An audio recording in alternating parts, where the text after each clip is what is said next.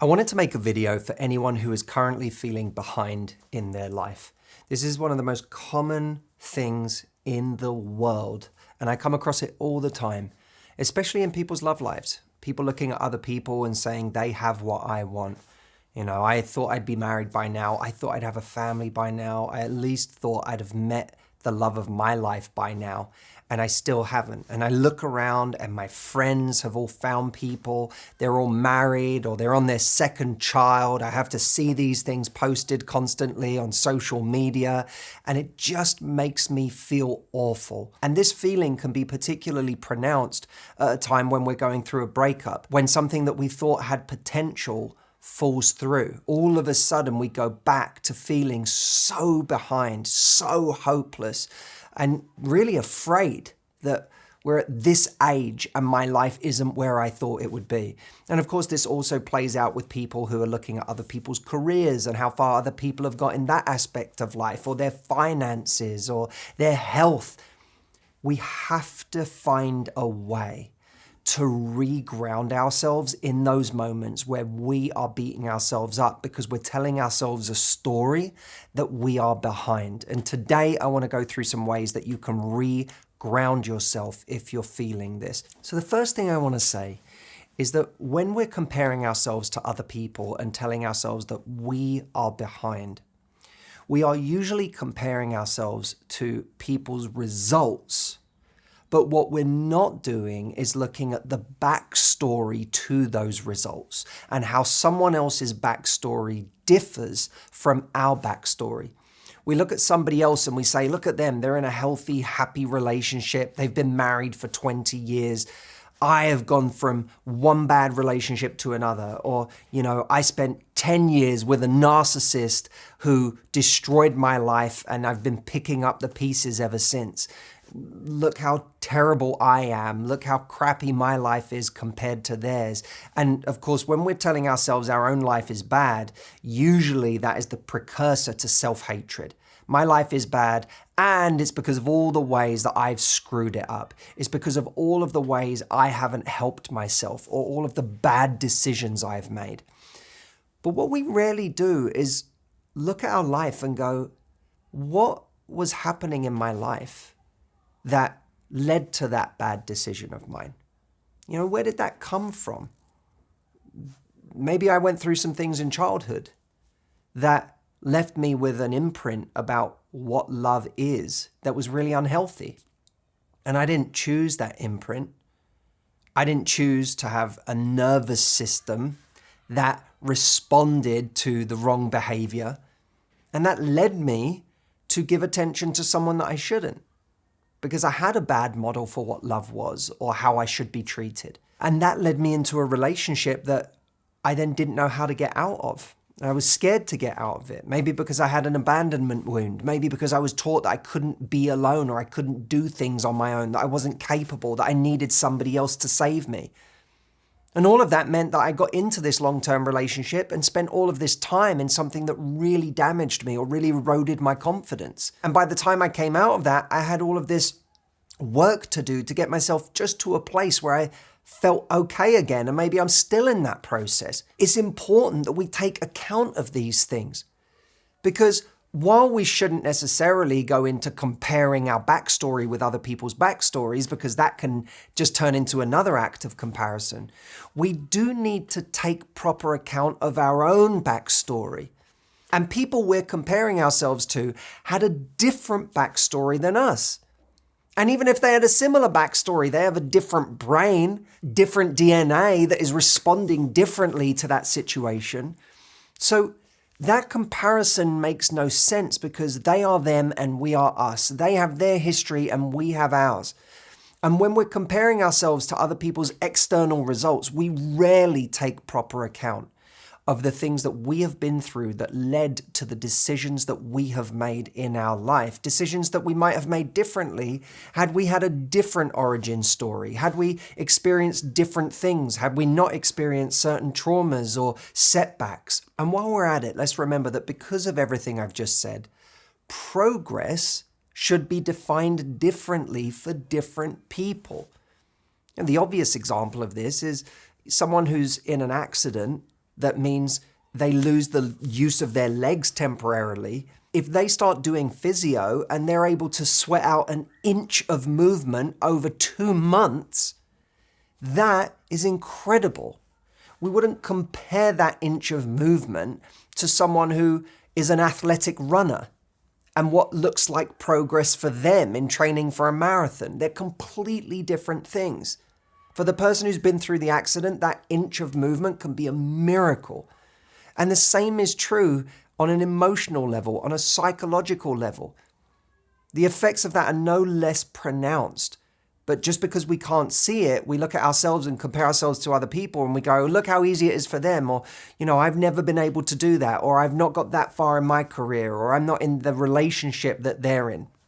Not realizing that for us, an inch of progress emotionally or psychologically can be a miracle depending on what we've been through. If you've led a life where you have suffered terrible betrayals, then for you, trusting is going to be a more difficult process than for someone who hasn't experienced that. And your difficulty in trusting may hinder your ability to get into relationships. It may hinder your ability to form connections. For you, learning to trust in small ways might be a miracle.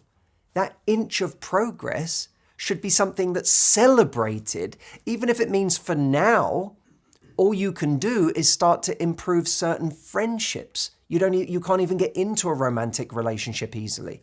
That should be celebrated. But if you're simply comparing the fact that you haven't found love to the fact that other people in your life have, then you're going to feel terrible, even though your personal progress that is personal to you and your journey should be celebrated. The next thing that can help us with feeling behind and the ways that we beat ourselves up for not being further ahead by now is by recognizing that we have always been doing our best. Now, that doesn't mean that our best has always been good enough. Our best may have been terrible in certain cases. Our best may have even been incredibly destructive. Sometimes in life, our best hurts people, including ourselves. But our best is what we've been doing. I define our best by what we did. If we could have done better, we would have done better, right? Saying, I wish I'd have made that decision instead of the one I made. I wish I'd never got into that relationship. I wish I'd never given that person the time of day. I wish I could have done something different is science fiction. If we were going to do something different, we would have done something different. We did exactly the best that we were capable of doing at that time and no more. I always remind myself whenever I'm beating myself up for the past and I go, I just wish I'd have done that instead. It's like wishing to have been a different person. Science fiction. I always tell myself, anytime I'm saying that, I wish I'd have done something different. I say, go write a science fiction novel about it. You did exactly the best you could do in that moment. Anything else is science fiction. Maybe a Matthew in a parallel universe made a different decision, but not the one in this universe. So you have been doing exactly the best you could, the best you were capable of doing at every moment in your life. Now, that doesn't mean that your best today can't be better than before. It can be. Your best today can be different because we can have new thoughts. We get new inputs, new mentors, new influences. This video you're watching right now is a new input. And that input can change your way of thinking. It can knock the train off its regular tracks and onto a different set of tracks. And all of a sudden, your trajectory shifts a little bit to a different life, a different future. So this isn't me saying you're only capable of what you've done in the past. What you're capable of today is different than yesterday. And that means that the present and the future can be different from the life you've already lived. But you can't even experience that. You can't actually lean into that if you're constantly beating yourself up because your life didn't play out the way it does in that science fiction novel in your head.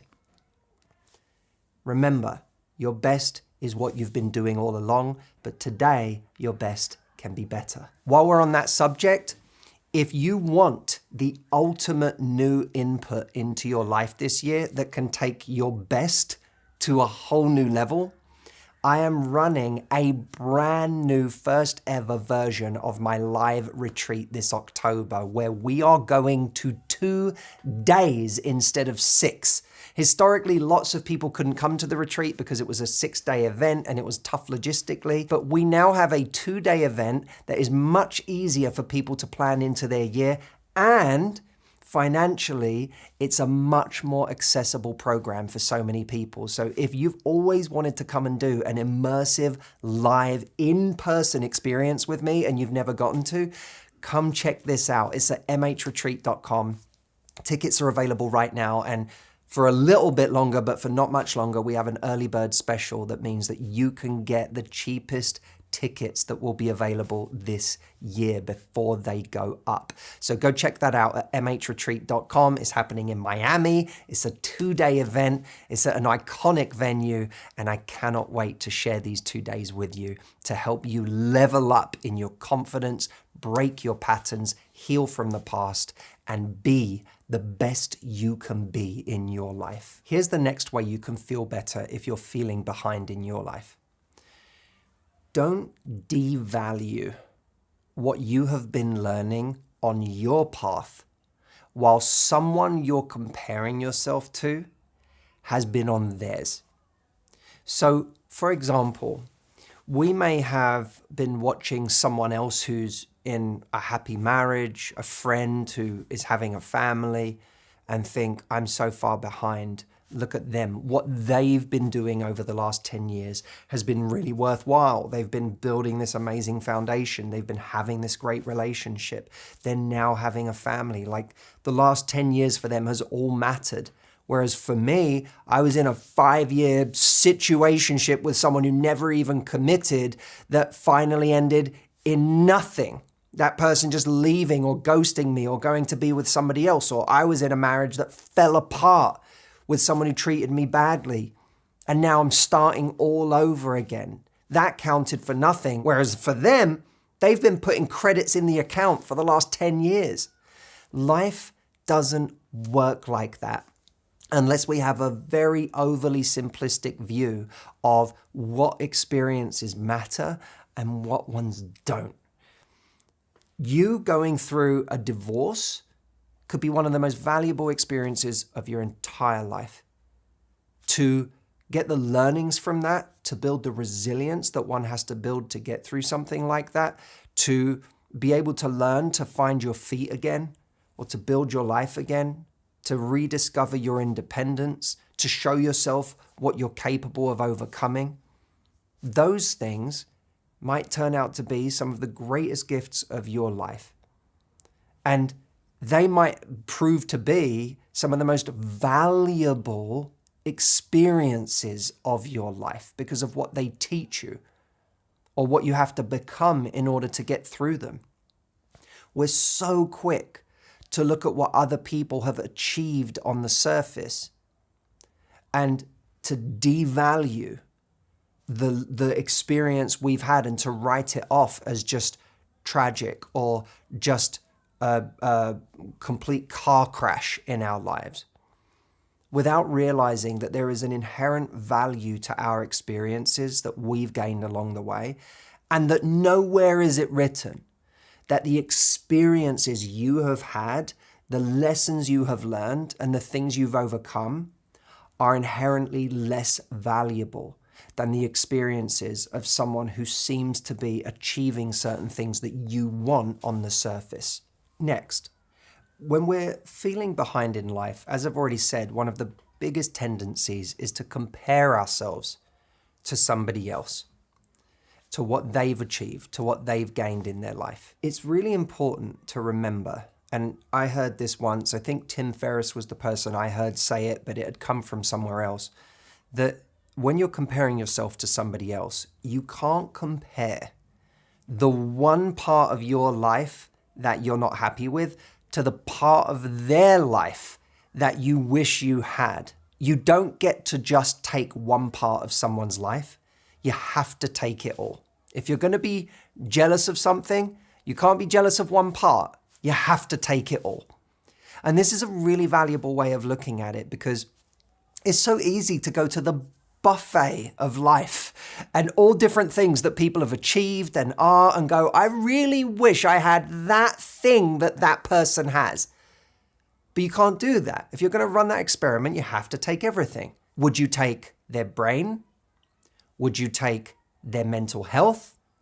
Would you take their family? Would you take their everyday life? Would you take their internal struggles? Would you take their childhood? Would you take everything? And if you wouldn't, then it makes no sense to just take this a la carte approach to cherry picking the one thing that you want about somebody else's life and where it is today. You can look at people who are where you'd like to be financially and go, okay, but let me look at the sacrifices they've made. Let me look at what they gave up in order to do that. Do I want to have given up the experiences I've had, the ways that I have enriched my life, or the things that I learned along the way when I was doing that? Because they had a completely different life over the last 20 years in order to get there. By the way, none of us know what anyone's life is behind closed doors anyway. So you might say, yes, I like their whole life, right? I see their life. I want all of it. Do you even know what all of it is? Do you have any idea what their life is actually like? Both their relationship behind the scenes, not the pictures they put on social media, and their mental health. Because whatever they're portraying to the world, we have no idea the struggles they go through. We have no idea whether they're a tortured person. We don't know whether they're someone who constantly beats themselves up. We don't even know if they enjoy the things about what they do that we think we would enjoy. They might be sitting in their life going, you know, there's so much I need to change, or there's somewhere I want to be because I'm not happy where I am, or I don't want to be in this relationship anymore because I'm not happy in this relationship. You don't know what that person is actually experiencing, what their experience of all of it is. When we're comparing ourselves to people, we're never seeing the whole picture. So it becomes almost this abstract exercise of comparing what I think I would feel if I was them to what I think they are experiencing as them. And yet we actually have no idea what their experience of life is. And we have no idea of the full context of their life and whether we would truly want every part of it. And it's also interesting to note that whenever we do make these comparisons, we usually always make them kind of looking up at where other people are that we think are ahead of us or we think have more than us. We very rarely make the same comparisons looking in the other direction at people who are suffering from things we're not. You know, I always say to people, look at the complaints you don't have.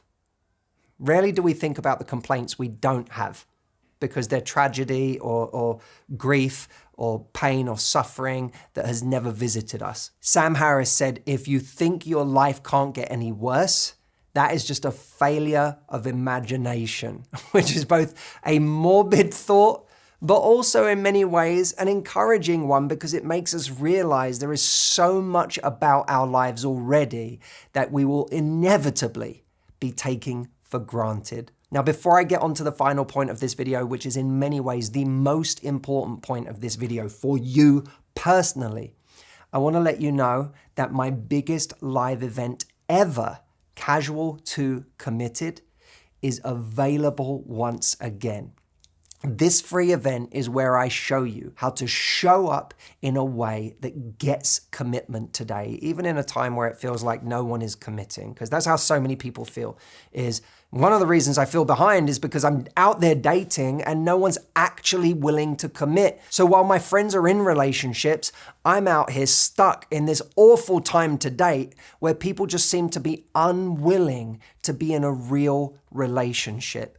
Or if you relate to that, I give you my best insights in this training, and it is available for you to watch right now. You don't have to wait at getcommitment.com. The stuff I'm going to talk to you about in this training are some of my best insights for anyone who's looking for a real relationship today and doesn't want to spend any more time stuck in the casual phase with people.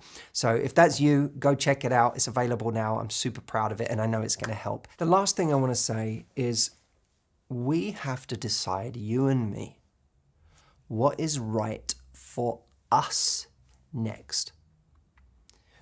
that requires us to shut off from all of the noise on the outside, from the pressures we feel from other people in our life, from the pressure that we put on ourselves when we compare ourselves to other people and where they are in life and what they're doing. And we have to ask ourselves that very simple question. What's right for me right now? What's right for me right now? If we spend too much time looking at the lives of other people, we will fall into what is called the mimetic trap of simply wanting something because everyone else wants it, or thinking that we should be somewhere by now simply because that's where everyone else is. Again, people with very different lives than you, people who have not had the same past as you. So there is no I should be where other people are. Our life is our own. It's unique. So we have to ask ourselves, what's right for me right now? Your friend might be getting married to someone that they've been with for the last 5 years. For you, the right decision might be to leave someone you've been with for the last 5 years. Thinking they're getting married, so I should get married, is a complete non sequitur.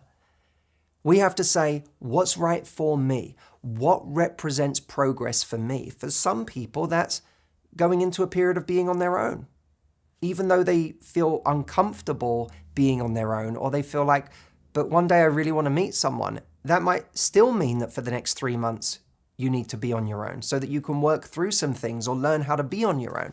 That might be what's right for you right now. For somebody else, what's right for them right now might be, I need to get out there and date because I've been playing it safe for far too long now. And I need to actually start pushing myself to take some risks and to potentially get rejected, but I need to be out there again. We have to decide what's right for us. So feel free to leave me a comment and let me know in the comments if you feel like you want to be vulnerable and share what's right for you right now. But at the very least, take out a pen and paper and write down what you think this chapter of your life should be about. And by the way, this subject that we've been talking about, the feeling of being behind, is often responsible for us going into dating in a very anxious way.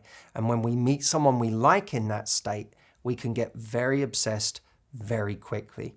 So if you enjoyed this video, I want to encourage you to go watch this one next, where I talk about how to get out of the trap of getting too obsessed too quickly. It's a great pairing with this video, so go check it out. And thank you, as always, for watching.